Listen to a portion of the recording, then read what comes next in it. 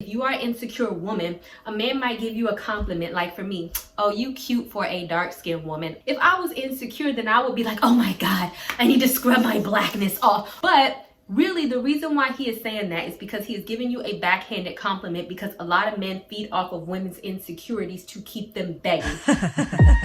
Dedication, preservation, take a look inside, do your salvation, do every good work, it takes patience, like a butterfly, transformation. What is up, guys? Sophia here, and I am back with another video. If you are new, then don't forget to subscribe, don't forget to hit the notification bell, and don't forget to check the description box because I always put a lot of stuff in there, including my book for single women and also the book, The Art of Seduction, which, might I add, disclaimer, some of it can be a little toxic in The Art of Seduction, the information, but some of the information is really good, and that's what we're going to be talking about today. The anti-seducer, which is basically traits that you adapt that a lot of people probably have that turn people, men specifically, off. So let's go ahead and get right on into it, shall we? So what is the anti-seducer?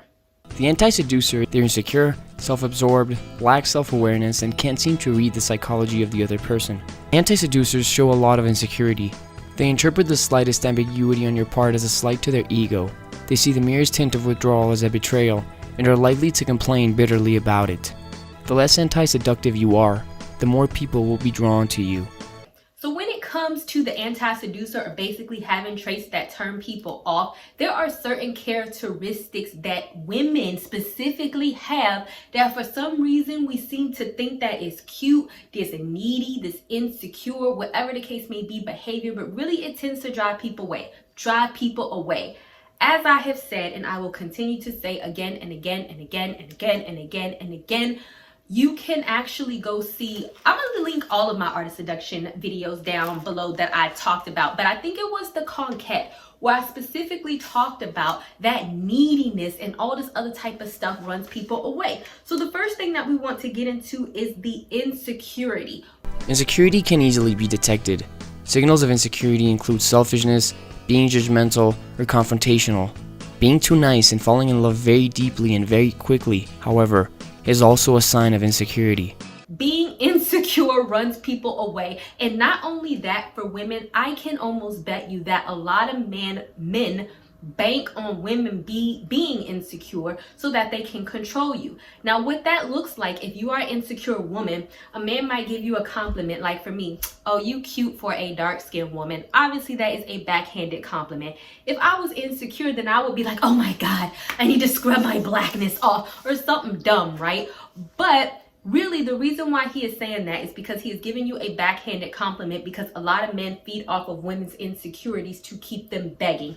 Being insecure will have you being put in a bad position because it makes you look desperate, it makes you look needy, and ultimately it will turn men off. Yeah, they might entertain you. Yes, they might kiss you. Yes, they might sleep with you, whatever the case may be. But when it comes to you being a good, viable, long-term option, insecurity will kill the relationship, right? So what that looks like, selfishness. A lot of women are selfish, and I feel like a lot of the dating and relationship advice that I see on YouTube encourages women to be selfish. If you guys did not know, the other person is not here to be your sole source of entertainment.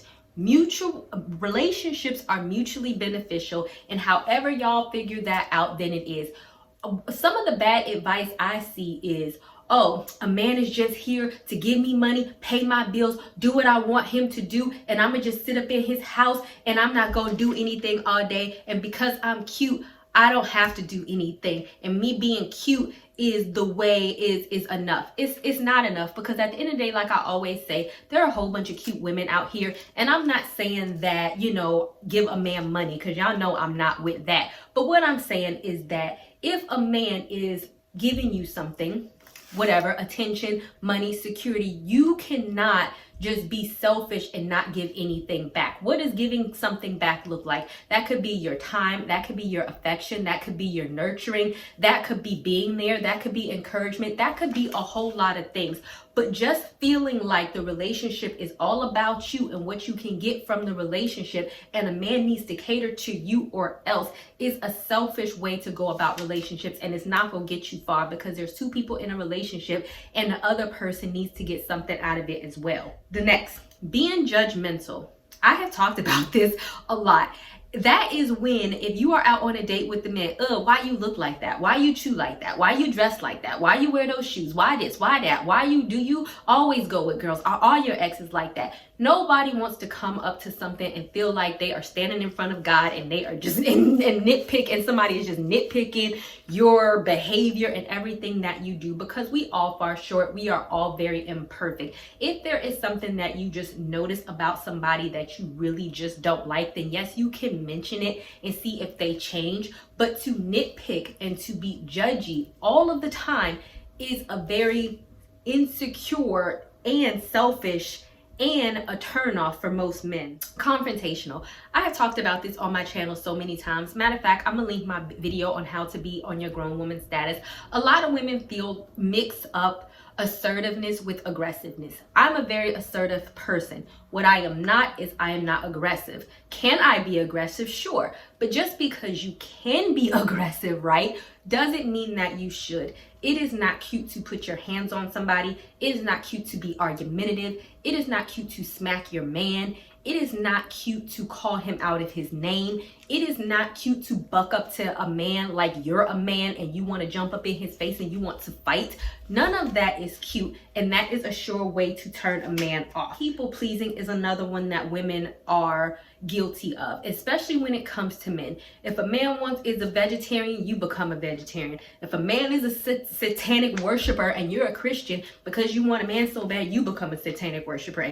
But the whole idea of super bending over backwards to appease a man is a bad idea. And some men will have you think that, oh, you need to be more agreeable, but men like that are insecure. Nobody should want to strip away your personal choice, your personality, in order for you to become a Stepford wife and a robot and always appease them, because you are your own person and nobody should want to strip that from you. I have noticed that there's also a growing trend of men who want to get with women that's only like, oh, whatever you like.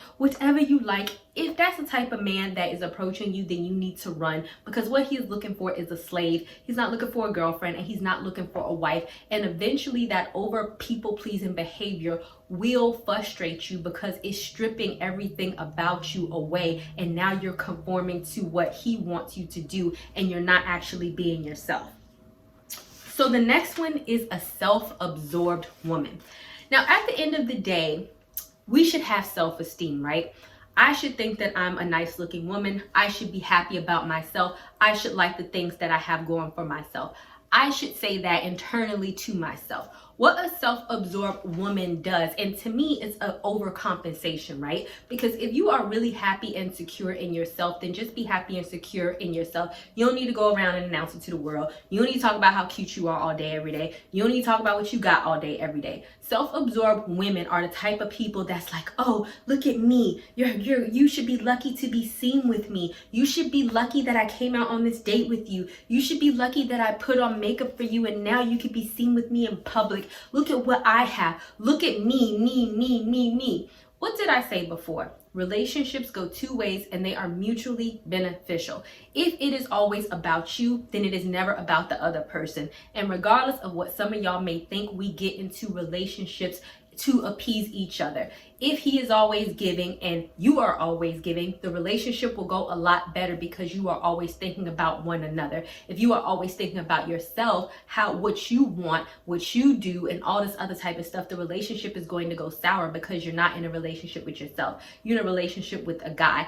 And if you're just focusing on yourself, then you're dismissing him, and no other half of your relationship deserves that, right? If you want to be in your relationship with yourself and you want to be all self-absorbed, and go be by yourself. But don't bring somebody else into that and expect them to bend to your self-absorbed behavior, because that is a quick way to run a man off. Next, lack self-awareness. I think that this is prevalent in the world today. I don't know if it's because a lot of our communication is online or whatever the case may be, but people lack self-awareness. I have gotten comments on my channel and people lack self-awareness. I be thinking like, do you really feel like this was okay for you to say to somebody? Like, people genuinely don't know how they come across. An example of this would be, oh, you are out on a date and you are being rude to the waiter, and then you're turning to your date and be like, oh my goodness, did you see how rude that waiter was to me? And really it's not the waiter, it's you. Or if you are very loud or you are very aggressive and you are not aware of it and you wonder why people give you the same energy back. If you go out and everybody seems to have an attitude with you, then maybe it's not them. It's probably something that you're putting out as to why they are behaving like that to you. That could be the same in relationships. If you continuously are dating men and there is a way that they are behaving towards you and all of it is the same, then you might need to do some self-reflection, because you might lack self-awareness and there might be an attitude or there might be an aura that you are giving out in which it is turning people off and you're not even aware of it. And I can almost bet that for most people, lack of self-awareness is probably the number one thing that will turn men off, because a lot of the times the person doesn't know. A lot of women and men have spoken to me any type of way, and I'm like, when you talk to me like that, did you feel like this was gonna go well? And a lot of women talk to men any type of way and they really don't understand how nasty or rude that it comes across. If you lack the ability to know how you come across and you're coming across wrong, then it can definitely turn people off from you. Lack of social skills. I also think that this is a reason that has happened in the recent world today, probably because the increase of technology. I remember when I went to the MGM and I was in a bar and those guys weren't bad, but they definitely lack social skills. So the first thing was me and a girlfriend, we came in, they all crowded around us, and they just stared at us. And it kind of was like weird, because I kind of felt molesty, and they didn't say anything. They were just like, okay. And we were just here and they were all around. And so we initiated the conversation because it's awkward. Hi, how are you? And then they were sitting down and we were standing up as females. We had to be standing for 15 minutes before they were like, oh, you want to sit down? But see, that's the kind of lack of social skills. It's very insecure. And then when we finally did sit down, it took us like another 15 minutes to actually get a conversation flowing. And that's because it was just so awkward. They were standing around us and we were sitting there and we were like, okay, so do y'all come here often or what? But really my point is that the interaction probably could have went well, but the reason why it went poorly is because of the lack of social skills that they had, and it made it very awkward. I'm the type of person that even if you approach me and I am not interested, I really do try to engage people, because I don't like being rude, because I know that it takes a lot for men to approach women in public, because a lot of women will slam a man down and be rude. So I don't believe in that. But I also believe that you do have to have a social skill to get to know me. It's not enough to say I'm sexy. It's not enough to stare at me all day. It's not just say, hey, I want to jump your bones. That never turns me on personally. So you do need to have, so men need to have social skills approaching you, and vice versa. If you are the type of woman where you cannot hold a conversation, you don't know anything about anything, the only thing that you can talk about is your breast, your vagina, or your sex, obviously you're lacking in the social skill department. And even though it might turn them on momentarily and they might even take you home and have a one-night stand, it is not a long-term sustainable relationship, because you can only have sex like an hour out of the day, right? And if you're doing that every day, you still have 23 other hours left. And so therefore you need to find a way in order to be enjoyable to be around with the social skills that you bring.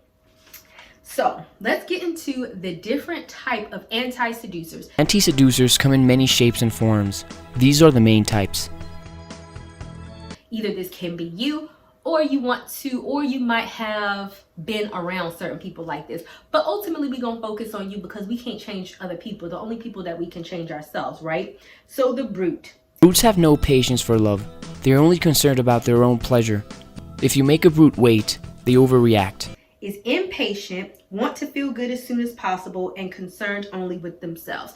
This will be the type of woman that wants to hurry up, jump in a relationship, don't want to get to know a guy, wants to hurry up and have sex all day, or hurry up and have sex, and then when the relationship doesn't go anywhere, they don't want to accept any personal responsibility on how their behavior has contributed to the demise of the relationship, and instead they want to blame the guy. Oh, he did this, he hurried up and slept with me, or I don't feel like a man should judge me because I slept with him and his best friend and slept too fast, and I feel like he should want to. All of that is a brute, and all of it is not cute. Instead, what you should do, and like I always say, take time to get to know people. There's no rush for you to be in a relationship. You don't have to make somebody your boyfriend today, tomorrow, or even next month. Take time to get to know them. Take time before you actually offer up your body to somebody. And also during this phase, be concerned with the other person, as in getting to know them, what are their interests, and even finding out if whatever they're dishing out is compatible to you. Next, the Suffocator. These fall in love with you before you even know them. Love takes time to develop, but not in their case. You can recognize suffocators by how quickly they fall for you. You'll realize that their love for you wasn't triggered by anything you've done. They also have a tough time disagreeing with you. If they never disagree, they are suffocators. Falls in love before you ever gets to know the person, and people pleasing. Once again, it's a very woman thing. Oh, I went out on a first date with somebody and I am planning the wedding. I have on rose colored glasses, and all of a sudden this person is meant to be with me for the rest of my life, and you don't even know that because you don't even know the person, and now you're in love. And then when he doesn't call you back for a second date, or maybe you were dating for a month and he doesn't call you back after that because you're like planning your wedding on the first 2 dates, then all of a sudden you lost the love of your life and your twin flame and all this crap. But realistically, you don't know this person. Don't count your chickens before they hatch. Really take time to find out about the man that you are dating. Don't start this, oh, I love you and we're meant to be, and all this stuff that women do to try to make men stay, because it's a turnoff and it's weird and it's scary. And if a guy sees that you're doing that to him and you don't even know him, he's probably going to wonder, how many other people or men does she do this to? She just cling on to whoever and love whoever and want to be with whoever simply because she's lonely and she just loves somebody, and the guy don't even know you. So next, this one is the Tightwad. The Tightwad. These are cheap. Don't be cheap. Being unable to give money signals that you're unable to give love. Give out part of your money and of yourself. Learn to be generous. Of course, giving too much can seem needy, so calculate accordingly.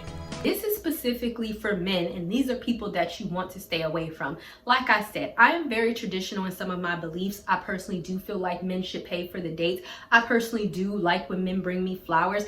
If this is a situation where a man just doesn't want to do, and I should say this, I'm very reasonable. You don't have to spend $1,000 or something crazy on me, right? I'm very reasonable. But let me give you an example. If you go out on a date, oh, well, where's your half? Or, oh, I forgot my wallet. Do you know one guy tried that with me, and I had been dating him for a minute, and we went bowling, which I didn't even like. He liked bowling. And one day he tried that crap. Oh, I forgot my wallet. I paid for the date, and I ain't never go out on a date with him again, because you could tell it was intentional. You could tell he planned it by the whole way that it happened. You would have to use your discernment, because plenty of guys are like that, but don't put yourself in it. But guys always show you the type of men that they are, especially if they are cheap or if they are ungiving. I feel like a man that's not willing to take a woman out on a date, or at least buy her flowers from time to time, I feel like those type of men are selfish, and that type of behavior is going to continue on in your relationship, and he's showing you these signs early, and therefore it's better for you to take heed. The Moralizer. These try to change you to fix their ideal, so they criticize and judge. What they want is to dominate the people around them. Avoid them and their criticism. Critical or judgmental people. I feel like we've already talked about that. That is one of the things, like for me, even as a Christian, I understand that people have the right to do whatever the heck they want to do, and sometimes I'm gonna agree with it and sometimes I'm not gonna agree with it. And I also don't feel the need to speak on everybody's life and what they are doing, and sometimes I just say it ain't none of my daggone business, right? Even if I don't agree with what you do, you don't need to always speak on everything. That is a turnoff if you always judging, talking, or whatever. And half the people that are judgmental, because people do it to me, they judge me for whatever reason. That's how people are, especially other Christians. especially if you are judging somebody else and you not even up to the standard in which you're judging. Like if you telling somebody that they a hoe and they had sex with one person in a month and you had sex with 10 people last month, then you don't need to be judging anybody. So that's my point. Most people do not judge people in the measure in which they would judge themselves. And that's why, in my opinion, just keep it to yourself. If somebody is doing something that you don't like, determine if it's a deal breaker. And if it is a deal breaker, then choose not to see that person anymore and go about your day. You don't need to tell them about themselves, how they need to change, what they need to do, and all this other type of stuff, right? That's really not your place. And we have the reactor. Reactors are very sensitive to their own egos. They don't respond well to jokes about them. We should all be able to laugh at ourselves, but reactors cannot. This is also something that I have noticed with women. Is that they feel, and I talked about this, is that they mix assertiveness with aggressiveness. It is never good to overreact. I feel like no matter who says what to me, I'm not a doormat, right? But if you talk crazy to me, I'm going to tell you how I feel, but you're also not going to feel like, dang, Sophia's crazy and she's toxic, right? I'm going to tell you how I feel in regular everyday words because I know how to articulate myself as adults should. Either you can get with what I say or you don't, but I really believe in self-control. That is one of the fruits of the spirit. You guys know I'm a faith-based channel. Self-control is one of the fruits of the spirit. This doesn't mean that you cannot express yourself. This means that you have to watch the way that you express yourself, and that when people say something that you don't like, you don't respond in anger. We're not trying to punch our man in the face. We're not getting in fist fights. We're not being toxic and having these dysfunctional things and we're not having these dysfunctional relationships built off anger, rage, and fighting and all this other type of stuff and calling it normal, because it's not. So you need to be able to control your temper, and not only that, but you need to get with men who are able to control their temper as well. It is never okay for a man to overreact in anger or to put their hands on you. I know in this day and age, a lot of men don't agree with that, and that has definitely changed, but men are physically stronger. And if you are with a man who acts out of anger and you're like, oh, it's cool, and one day he really punches you, he can really hurt you. So it is important that even when you're dating, to look at men and how they control their anger, especially among women, because we're not trying to get in no domestic violence or any sort of situations like that, okay? All right, guys, thank you guys so much for watching. Don't forget to check the description box for my other art of seduction videos, and I will talk to you guys another day, another time. Not ready for the show to end? It doesn't have to. You can head over to my site where you can read hundreds of articles. And also you can feel free to shop my store where I have all of my products for sale. And last but not least, for even more video content, feel free to visit my YouTube channel where I talk about a wide array of content. Thank you guys so much for tuning in, and until next time, stay blessed. Like a butterfly.